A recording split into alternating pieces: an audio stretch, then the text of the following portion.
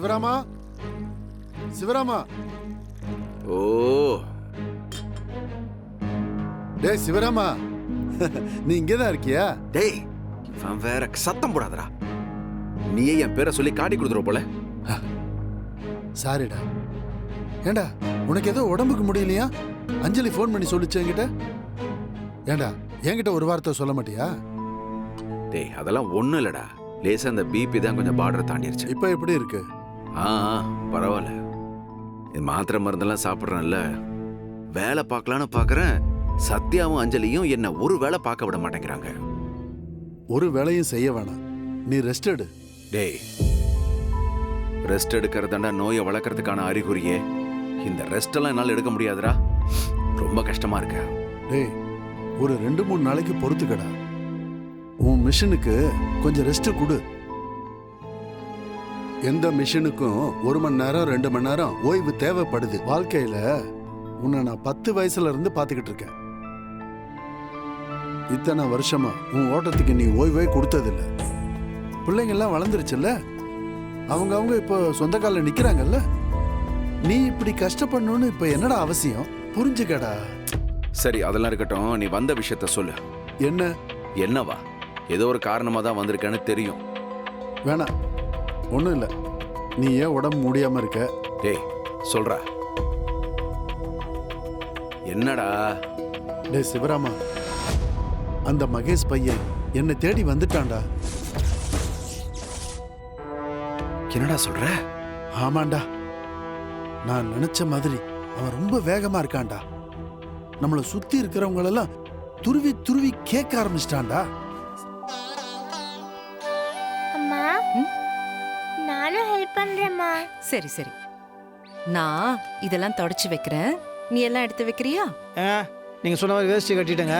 ஆனா என்னன்னா அது இடுப்புலயே நிக்க மாட்டேதுங்க, அவங்க விழுந்துருதுங்க. சூப்பரா இருக்கு. அப்படியா? ஓகேவா? அது கரெக்டா இருக்கா? இல்ல, ஏதோ ஒண்ணு குறையுது. குறையுதா? என்ன மேல் துண்டா? இல்ல. ஓ இப்போ ஓகே. Finishing touch. உனக்கு நீ வச்சியா? துளசி, அம்மா வாங்க வாங்க. பாட்டி, அம்மா எப்படி இருக்கீங்க? நல்லா இருக்கேன்டா. ஹாய் செல்லக்குட்டி, ரெடி ஆயிட்டியா? வணக்கம் மாப்ள. என்ன நீ மட்டும் வந்திருக்க?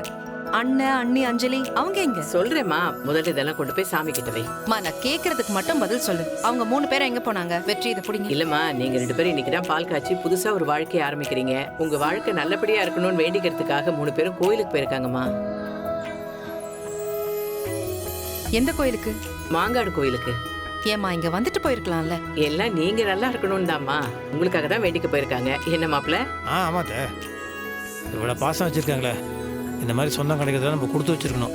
சரி, எத்தனை மணிக்கு பால் காய்ச்சலான்னு இருக்கீங்க? 9 மணிக்கு பாட்டி. ஓ, நான் தான் வீட்ல எல்லா சாமிக்கும் சந்தனம் வைக்க போறேன். ஓ சரி, 9 மணிக்கு பால் காய்ச்ச போறாங்கன்னு உனக்கு எப்படிடா தெரியும்? ஐயோ, அது ஏமா கேக்குற? நைட்டுல இருந்து எத்தனை மணிக்கு பால் காய்ச்ச போறோம், எத்தனை மணிக்கு பால் காய்ச்ச போறோம்னு ஒரே கேள்விக்கு மேல கேள்வி. நானே 10 தடவை சொல்லிட்டேன், அதான் நான் மனப்பாடம் பண்ணி வச்சிருக்கேன். சரி, நீங்க 2 பேரும் பாத்துக்கோங்க, நான் வெளியே போய் எல்லாரையும் கூட்டிட்டு வந்துடுறேன். ஆமாமா, இந்த மாதிரி பால் காய்ச்சறதே பக்கத்துல இருக்கவங்களோட நம்ம சுமூகமா இருக்கணுங்கிறதுக்காக தான். எல்லாரையும் வர சொல்லுமா. சரிம்மா, நம்ம போய் நான் போயிட்டு போயிட்டு வரேன். வரேன். வா வா வா.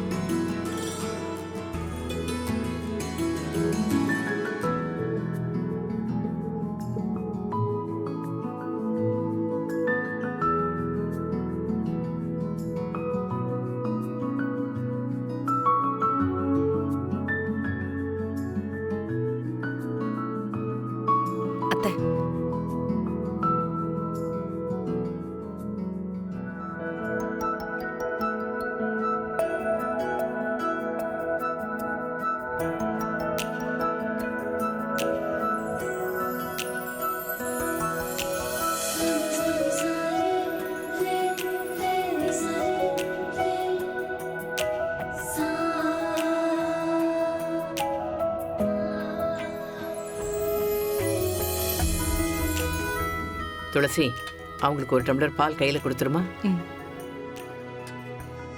வாங்கிக்கங்க. சரிங்க. ம். ஆ, சரி, நான் கிளம்புறேன். ஏதாவது தேவை இருந்தா சொல்லுங்க. சரி.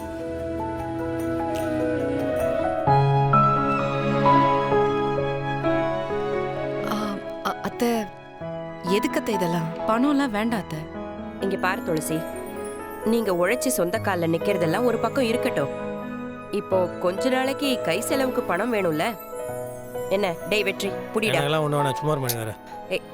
புடி வெற்றி. எங்களுக்கு எதுக்குமா பணம்? சும்மா இருமா, சொல்லுங்க அவங்ககிட்ட. என்னடா பொண்டாட்டி கண்ணாசைச்சாதான் காசை வாங்குவியோ? ஐயோ அத்தை, அப்படிலாம் ஒண்ணும் இல்ல அத்தை. இப்போதைக்கு எங்களோட தேவை என்னவோ அதை நாங்க பூர்த்தி பண்ணிப்போம். இப்போ கொஞ்ச நாளைக்கு தேவையான பொருள்லாம் வாங்கி வச்சிருக்கோம். இதுக்கப்புறம் எங்களோட தேவைக்கு நாங்க சம்பாதிச்சு சேர்த்து வச்சு வாழ பழகிக்கிறோம் அத்தை. முதல்ல எப்படி சிக்கனமா குடும்பம் நடத்தணும்னு தெரியணும்ல. அதுக்காக தானே நாங்க இப்படி தனியா வந்திருக்கோம். ஏன்னா எங்க அப்பாவும் அம்மாவும் அப்படிதான் அவங்க வாழ்க்கைய ஆரம்பிச்சாங்க. நாங்களும் அப்படி வாழணும்னு ஆசைப்படுறோம் அத்தை. ஆ? இவ்வளோ தூரம் லென்த்தாக பேசினதுக்கு அப்புறம் கையில் காசை வச்சுட்டு இருக்கிற, உள்ள வைம்மா, அவங்க சொல்றது கேளுமா. டேய், ஒரு பக்கம் இவ்ளோ பொறுப்பா 2 பேரும் முடிவெடுத்திருக்கீங்கிறது சந்தோஷமா இருக்குடா. அதுக்காக உங்க அம்மா நான் செய்யற உதவியை கூட ஏத்துக்க மாட்டேங்கிறீங்களே, அதை நினைச்சுதாண்டா ரொம்ப வருத்தமா இருக்கு. நீ ஏன் 2 பக்கமாக பார்க்குற? ஒரு பக்கமாக பார்த்துட்டு சந்தோஷப்பட்டு போ. ம், மா இது பாருமா, இதுக்கு முன்னாடி இருந்ததெல்லாம் வேற. சரி, நான் கட்சியில் இருந்தேன், அப்போ அது வேறம்மா. இப்போ கொஞ்ச நாளாக எதுவுமே பண்ணாமல் வீட்லேயே உட்காந்துட்டு எல்லாத்துக்குமே உங்கள் கையில் காசை வாங்கிட்டு அது மாதிரி இருக்கு. நல்லா இல்லை. இந்த மாதிரிமா என்னை இப்படியே விட்டா நான் இதே மாதிரி ஆயிடுவேன். ஒரு முழு மனுஷன் நான் மாற வேண்டாம். இந்த மாதிரி நான் ஏதாவது செய்யணும், புரியுதா? செஞ்சாதான் நான் ஒரு நல்ல மகன்ற அடையாளம். இல்லைன்னா நான் ஒரு நல்ல மகன் இல்லைன்னா ஆயிடும். பரவாயில்ல உனக்கு? டேய், நீ எவ்வளவோ செஞ்சிருக்கியேடா. அதெல்லாம் அப்பா, அதுவும் அப்பானால அது. அப்பாவோட கட்சியில் இருந்தேன், அவ்வளோதான். நானா சொந்தமாக எதுவுமே பண்ணல.